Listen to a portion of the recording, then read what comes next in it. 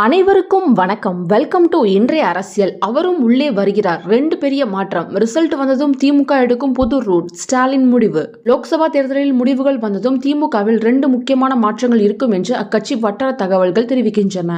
தமிழ்நாட்டில் லோக்சபா தேர்தல் ஆரவாரமாக நடந்து முடிந்துள்ளது. கடந்த வெள்ளிக்கிழமை நாடு முழுக்க லோக்சபா தேர்தல் திருவிழா பிரம்மாண்டமாக தொடங்கியது. கடந்த 2019ஆம் ஆண்டைப் போலவே இந்த முறையும் நாடு முழுவதும் 7 கட்டங்களாக தேர்தல் நடைபெறுகிறது. கடந்த வெள்ளிக்கிழமை 2024 மக்களவைத் தேர்தலுக்கான முதற்கட்ட வாக்குப்பதிவு நடந்தது.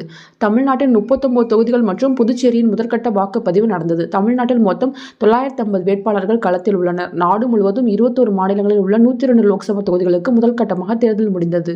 மாநிலத்தில் 69.46% வாக்குகள் பதிவாகியுள்ளது. அதிகபட்சமாக தர்மபுரியில் 81.48% வாக்குகள் பதிவாகியுள்ளது. கடந்த தேர்தலுடன் ஒப்பிடும்போது வாக்கு சதவீதம் கணிசமாக குறைந்துள்ளது. குறிப்பாக தூத்துக்குடி, தேனி, சிவகங்கை உள்ளிட்ட நட்சத்திர தொகுதிகளில் வாக்குப்பதிவு அதிகம் குறைந்துள்ளது.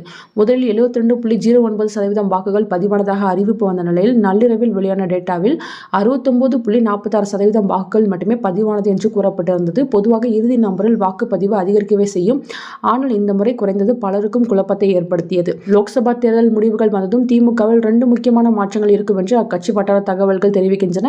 அதன்படி உதயநிதி ஸ்டாலின் துணை முதல்வர் ஆகலாம் என்று கூறப்படுகிறது. சமீபத்தில் பிறந்த நாளை கொண்டாடிய அமைச்சர் உதயநிதி ஸ்டாலினிடம் துணை முதல்வர் பொறுப்பு குறித்து அவரிடம் பத்திரிகையாளர்கள் கேள்வி எழுப்பிய போது, நான் எப்படி இதை சொல்ல முடியும், முதல்வர் தான் முடிவு எடுப்பார் என்று கூறினார் உதயநிதி ஸ்டாலின். இதே போன்ற கேள்விக்கு இதற்கு முன்பும் பலமுறை அவரிடம் கேட்கப்பட்டிருக்கிறது. அப்போதெல்லாம் எனக்கே தெரியாத விஷயங்கள் எல்லாம் உங்களுக்கு தெரிகிறது, இதெல்லாம் உங்களுக்கு யார் சொல்கிறார்கள், எனக்கு அப்படி எதுவும் தகவல் வரவில்லையே, உங்களுக்கு யார் இது போன்ற தகவல்களை கூறுகின்றனர், எனக்கு அப்படி தெரியவில்லையே என்கின்ற ரீதியில் மறுத்தே வந்துள்ளார் உதயநிதி ஸ்டாலின்.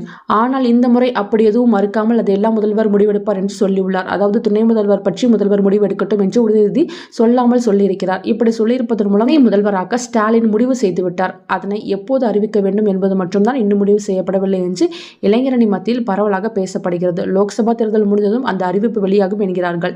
சில இடங்களில் சரியாக வேலை பார்க்காத மாவட்ட செயலாளர்கள் மாற்றப்படுவார்கள். சில புதியவர்களுக்கு மாவட்ட செயலாளர்கள் ஆகும் வாய்ப்புகள் வழங்கப்படும் என்று திமுக வட்டாரங்கள் தெரிவிக்கின்றன. நன்றி.